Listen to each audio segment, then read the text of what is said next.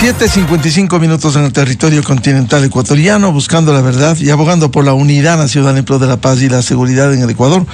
Queremos dar la bienvenida en la revista de Opinión y Democracia al doctor Esteban Ron, decano de la Facultad de Ciencias Sociales y Jurídicas de la Universidad Internacional SEC.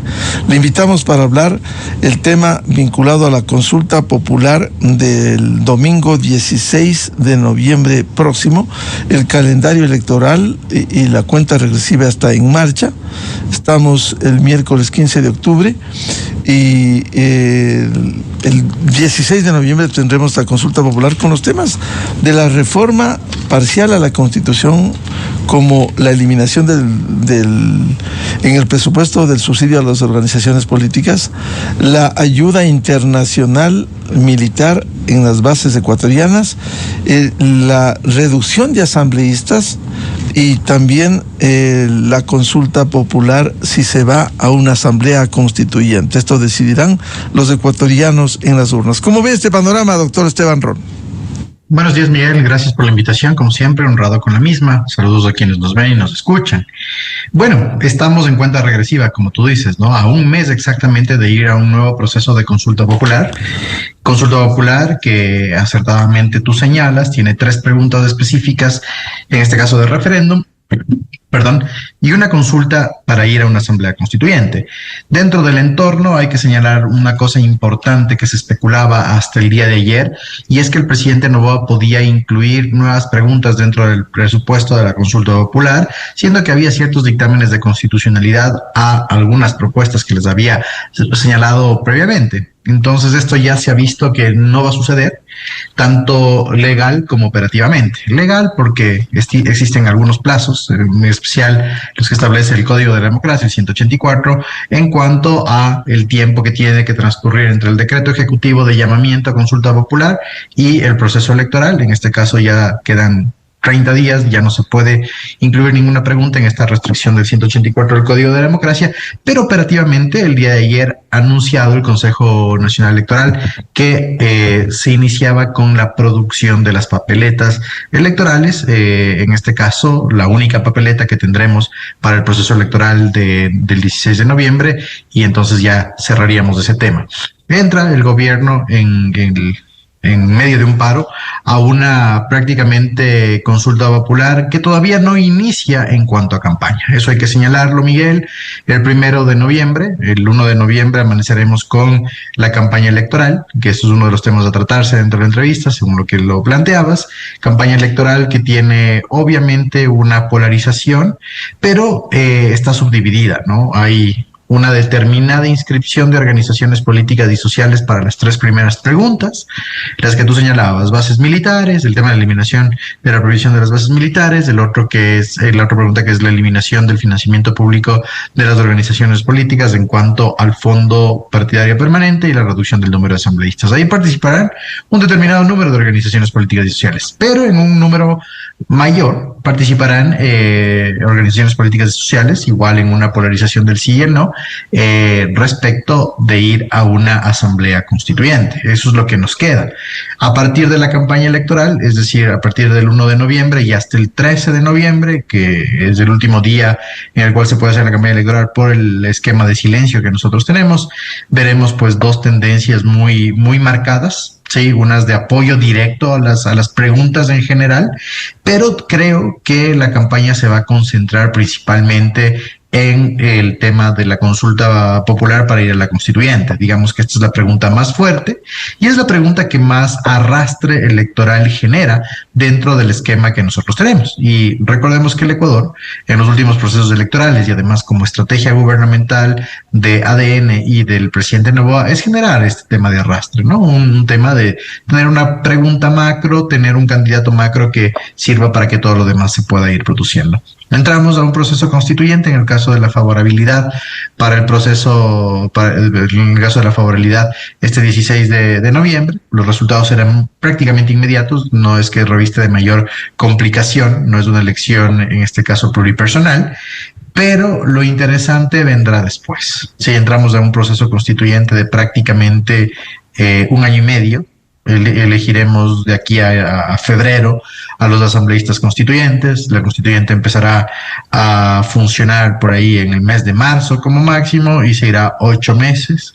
Iremos a votar y volveremos tal vez en este mismo periodo o un poco después a las urnas a votar, en este caso el borrador de la Constitución, si hay las mayorías en el proceso constituyente. Pero lo importante, y aquí viene el catch de todo este proceso, es que para el 2027 nosotros iremos posiblemente a un gran proceso electoral nacional, porque si se cambia la Constitución, en este caso tenemos que elegir a nuevas autoridades de carácter nacional, porque están en funciones, son las que todavía no deberían renovarse.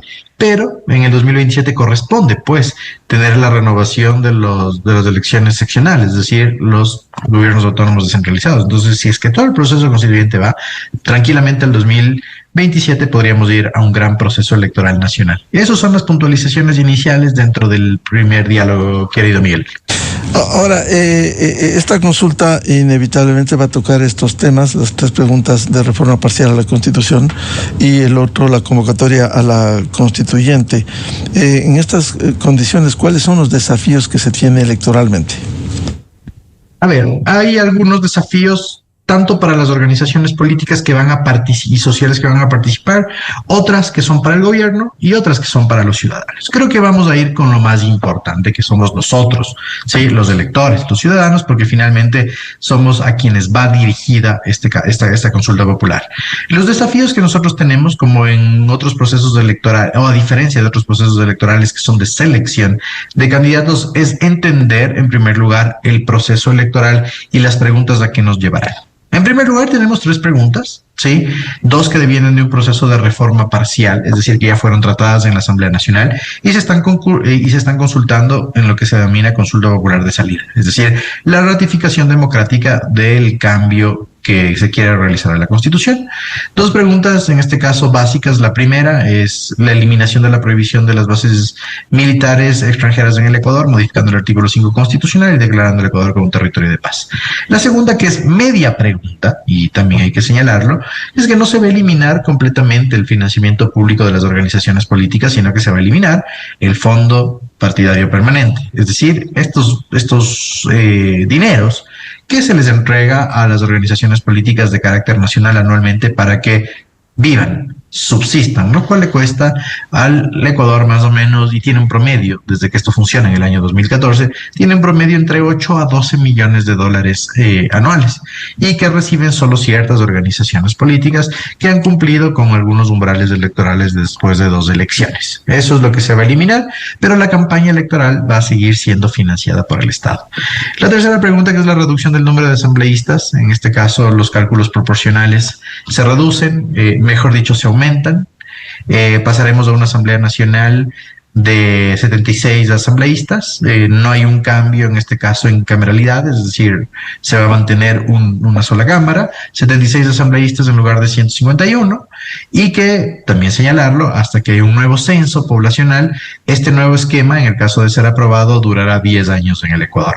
Ese es el entendimiento de las 3 primeras preguntas. Y de ahí, la consecuencia misma de ellas. Si es que nosotros aprobamos como ecuatorianos de estas 3 preguntas, se entiende que el cambio constitucional después de la declaratoria de los resultados es inmediato y la Constitución ya cambiaría. ¿Sí? El proceso constituyente es absolutamente distinto. Eso es lo que tenemos que entender, y el desafío del entendimiento es el siguiente. El primero es señalar que el proceso constituyente es largo, complejo, compuesto y que demora. ¿Sí?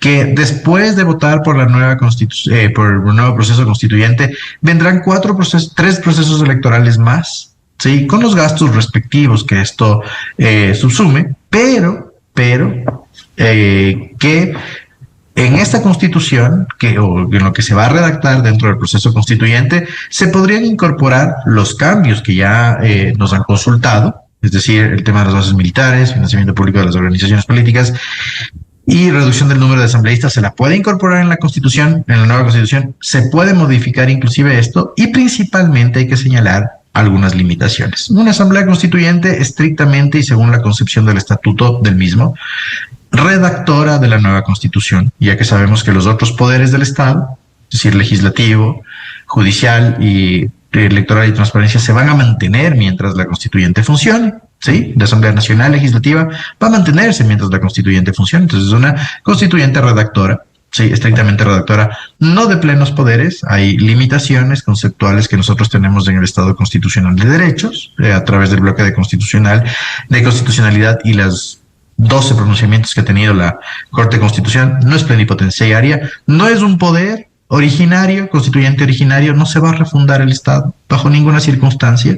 No se va a poder tocar la parte dogmática, es decir, no podemos hacer regresión de derechos ni de garantías, ¿sí? No podemos cambiar el esquema, en este caso, del catálogo de derechos ni de garantías, ni la configuración política estatal, pero lo que sí se puede cambiar y hacia dónde debería ir la constituyente es el cambio orgánico del Estado, es decir, una reconfiguración de las relaciones del poder político, reducir las funciones estatales a poderes, posiblemente, se van a tocar instituciones estatales, siempre se pueden recodificar, en este caso lo que se denomina la ingeniería constitucional, el cómo se va labrando la configuración estatal para el servicio de las políticas públicas y de los ciudadanos. Hacia allá va, hay que ir desmitificando, y ese es el principal reto que nosotros tenemos, ustedes como medios de comunicación, quienes nos dedicamos a la opinión pública o a la academia, y señalar los límites claros para que no se puedan transfigurar, en este caso, conceptualizaciones de asambleas de plenos poderes,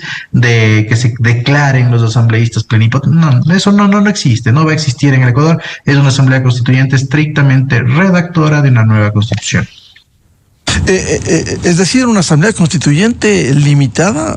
Cierto es que hay una disposición que no va a tener plenos poderes, como ilegal e inconstitucionalmente se hizo en el 2007-2008 y se impuso esa constitución. Le hicieron aprobar al pueblo ecuatoriano sin haber leído en septiembre del 2008, pero en estas condiciones sería una camisa de fuerza que no pueda cambiar la estructura. O sea, si no puede tocar la estructura que tiene 5 poderes y bajar a 3 poderes, o si es del caso en el debate en la Asamblea Constituyente, y crear las 2 cámaras de legisladores y del Senado, no es una limitante. Entonces, ¿para qué una Asamblea Constituyente, según usted, doctor? No, Miguel, no me refería a eso. La parte dogmática es la que no se puede tocar. El tema de derechos y garantías, eso no se puede tocar, ¿sí? La configuración de la administración pública, la parte orgánica de la Constitución, es lo que sí se puede tocar. Eso se puede topar absolutamente, con las limitaciones que se establecen en los principios generales del derecho y los principios democráticos, lo que se denomina las cláusulas pétreas. Se tiene que respetar, por ejemplo, el tema de la división de poderes, el tema de la independencia de poderes, el principio de legalidad. Eso es lo que se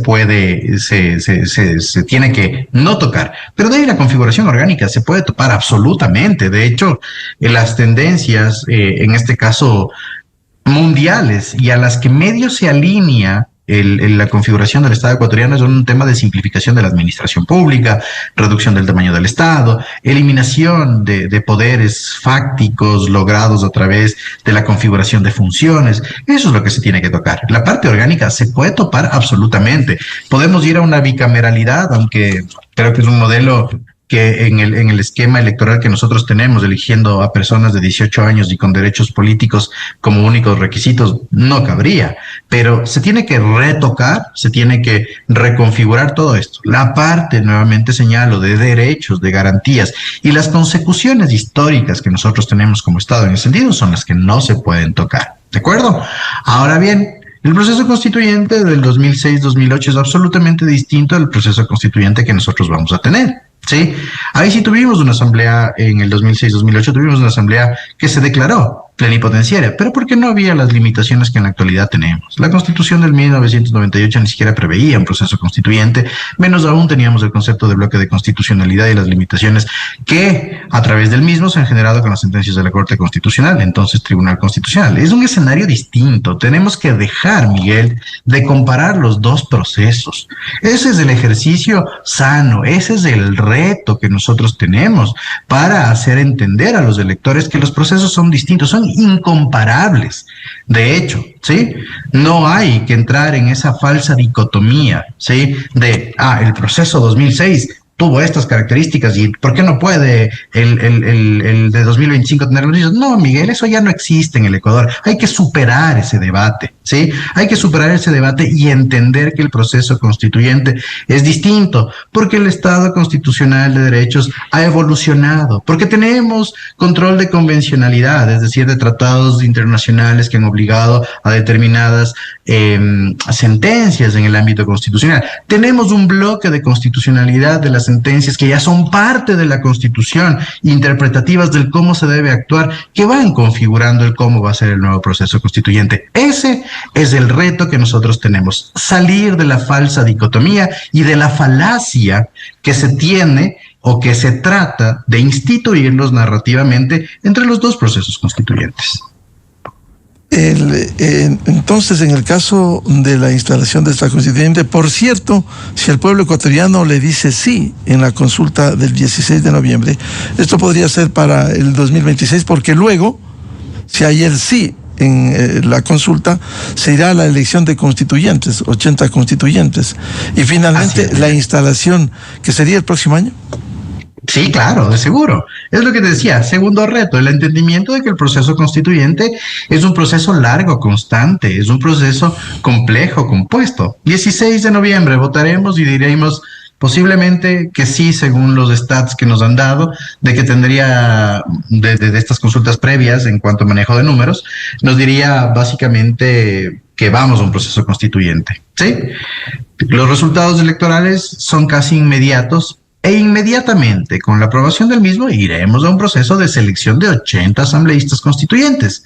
Con las falacias, sí, y nuevamente te lo digo, Miguel, sin ningún empacho, con las falacias que se establecieron en ese propio estatuto constituyente, porque era el reto número 1 que tenía el gobierno de elevar el debate público. ¿Cómo? Nosotros vamos a un proceso constituyente con asambleístas constituyentes sin requisitos, Miguel. Personas de 18 años, con todo el respeto a sus rangos etarios, sin preparación y en estricto goce de derechos políticos, a redactar una constitución. ¿Estamos seguros de que eso queremos? ¿Sí?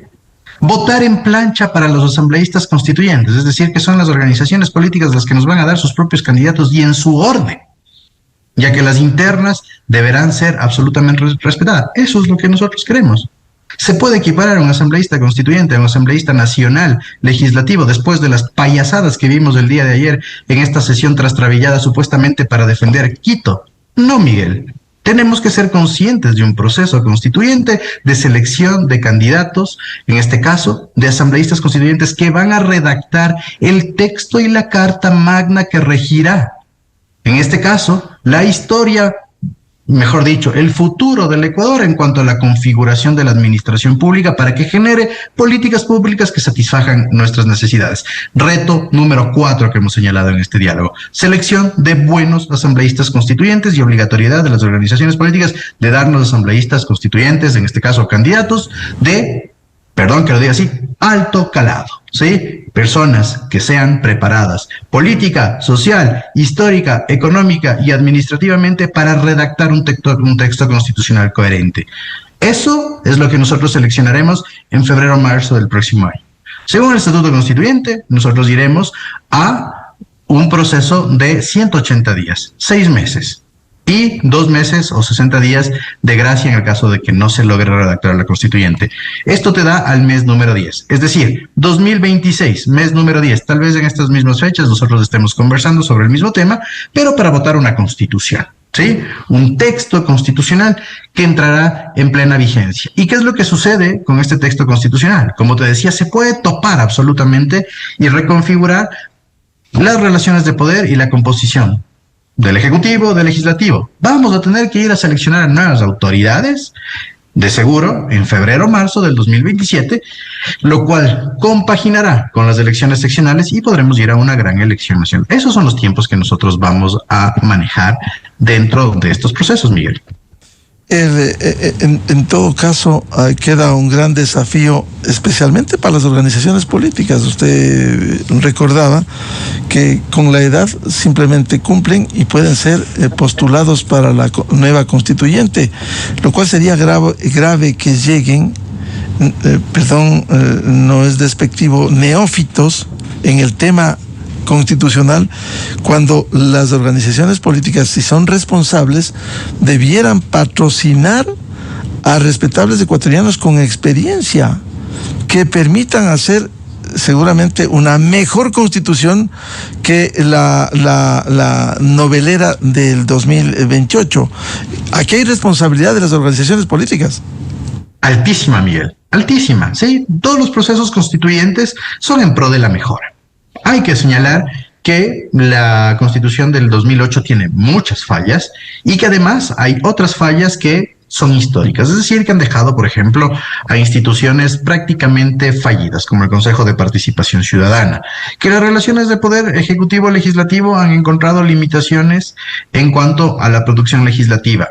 De acuerdo, que el juicio político no sirve sino como una herramienta de escarmiento y de mover fichas políticas. De acuerdo, esos son los cambios que nosotros tenemos. Pero Miguel, nuevamente, ¿quiénes te dan la seguridad, en este caso, de hacer una redacción coherente respecto a lo que va a devenir de esta Constitución? Personas justamente, hombres, mujeres ecuatorianos, preparados en los ámbitos que hemos señalado. Hay 8 mesas de trabajo, Miguel, 8 mesas de trabajo que establece el Estatuto Constituyente, mesas temáticas. Entonces, las organizaciones políticas pueden hacer una prospectiva de estas mesas de trabajo y decir, ok, yo voy a dar candidatos que sean expertos en el ámbito de la administración pública, en el ámbito de seguridad, que es absolutamente necesaria la reconfiguración constitucional en el ámbito de seguridad, absolutamente necesario, en el ámbito de selección de autoridades y procesos democráticos, absolutamente necesario el cambio para dejar el CPCSS de lado, etcétera. Pero tú necesitas personas preparadas.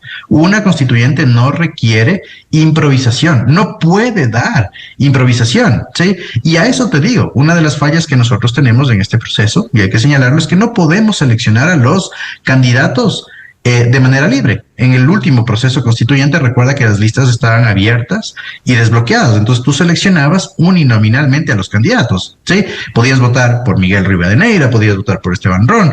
Recuerda los candidatos que tuvimos, ¿no? Constitucionalistas y docentes de primera línea, pero ahora estamos nosotros limitados a que las organizaciones políticas nos pongan a sus candidatos, pero además no solo eso, la votación va a ser en plancha, es decir, listas cerradas y bloqueadas. El orden de los asambleístas constituyentes va a ser el que configuren las organizaciones políticas. Por eso el llamado que tú acertadamente haces, Miguel, señalar y decir, póngannos a buenos constituyentes o al menos candidatos que cuando vayan al proceso constituyente que requerimos en el Ecuador, mejorar la constitución por una constitución caduca, deficiente, como ya en este momento es la del 2008, realmente generen una perspectiva de un Estado ecuatoriano poco más sencillo en la administración pública, destrabado, menos burocrático, con menos carga, con las mismas garantías que nosotros tenemos, con la eliminación de la hiperburocracia, con el control y la estabilidad de poderes. Eso es lo que requerimos nosotros, estimado Miguel.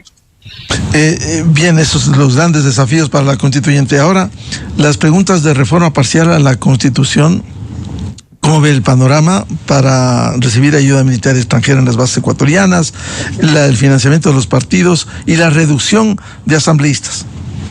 Son, Miguel, creo que demandas sociales, ciudadanas y políticas que se han debatido en el tiempo y que realmente después, al menos las dos preguntas que devienen ya de un proceso legislativo, van a tener un apoyo mayoritario, ¿sí? Es absolutamente necesario, y no quiero meterme en ámbitos que no me competen, pero en ámbitos, al menos comentarlo, es absolutamente necesaria en este caso debido a la cooperación internacional que se requiere en estrategia de combate, en este caso a la criminalidad organizada y al narcotráfico que nos tiene cooptados, las ayudas extranjeras, ¿sí? Y si el mecanismo para poder volver a salir a caminar tranquilos a las calles es que nosotros tengamos un apoyo logístico con una base internacional en el Ecuador o con bases militares internacionales en el Ecuador y que presten el apoyo logístico a los procedimientos de Fuerzas Armadas y a la estructura de Fuerzas Armadas, bienvenido sea. ¿Sí? El tema del financiamiento de las organizaciones políticas es hace rato necesario, Miguel, hace rato necesario porque el sistema de organizaciones políticas en el Ecuador ha implosionado hace mucho tiempo. ¿Sí? De hecho, muchas organizaciones políticas, y es evidente, elección tras elección, se activan solo en las elecciones, es decir, son máquinas estrictamente electoreras. no te sirven para absolutamente nada más que publicitar candidatos y no están llegando a los umbrales de representación que se requieren para mantener sus actividades. No hay un proceso de formación político partidaria, etcétera, ¿sí? Entonces, esas actividades que ya son caducas y que no han servido en el Ecuador para mejorar la calidad política tienen que ser eliminadas, y en este caso las organizaciones políticas tendrán su estricta responsabilidad de financiamiento. Es decir, yo quiero ser político, me meto a hacer política dentro posiblemente de una militancia, pero tengo que aportar a la misma, ¿sí? No dejarle al Estado esa responsabilidad, un cambio absolutamente necesario, ¿sí? No se dio el tema del financiamiento, de eliminación del financiamiento público de campañas, porque como Ecuador no estamos preparados todavía para eso, ¿no? No existe una plataforma. Es un proceso fallido por parte del Consejo Nacional Electoral, a pesar de que hay mandato del Código de la Democracia. Es un proceso fallido el tema del control de la campaña electoral y de la inserción de dineros ilícitos en la misma. Entonces, por lo menos estamos dando un salto a la eliminación de esto, que es necesario. Y finalmente, la reducción del número de asambleístas es una de las demandas sociales más altas que nosotros hemos tenido en los últimos tiempos, justamente por la escasa calidad que existe en el legislativo en cuanto a sus dos funciones, ¿no? El tema de la producción legislativa, creo que los asambleístas han perdido el norte, se basan en estándares cuantitativos y no cualitativos, es decir, más número de reformas versus calidad de reformas. Siguen generando normas inconstitucionales, siguen generando normas entelequias jurídicas, siguen haciendo reformas parches, no hay una codificación, el tema de fiscalización es deficiente, confunden fiscalización con control político, etcétera, ¿no es cierto? Entonces, la representación proporcional creo que en este caso es un tema de reducción de gasto público, y así es como el presidente Noboa lo ha identificado. La asamblea cuesta aproximadamente $3 millones mensuales, y si se puede ahorrar en ese gasto, bienvenido sea. ¿Te va a elevar la calidad democrática? No necesariamente, pero esperemos que sí. Responde mucho, en este caso, a la responsabilidad de las organizaciones políticas. Bien, muchas gracias al doctor Esteban Ron, decano de la Facultad de Ciencias Sociales y Jurídicas de la Universidad Internacional SEC, para hablar sobre los desafíos de la próxima consulta popular, 16 de noviembre próximo. Muy amable, Esteban. Siempre es un gusto, Miguel. A las órdenes. Un abrazo. Muchas gracias. Muy buen día. 8:22 en el territorio continental ecuatoriano. Vamos a una pausa y ya volvemos. Diálogo previsto con los señores concejales Michael Aulestia y Diego Garrido alrededor del tema de la tasa de la recolección de la basura en Quito. Buscando la verdad. Desde 1984 con Gonzalo Rosero. La revista de opinión Democracia. Siempre líderes, siempre confiables. Enseguida regresa Miguel Rivadeneira.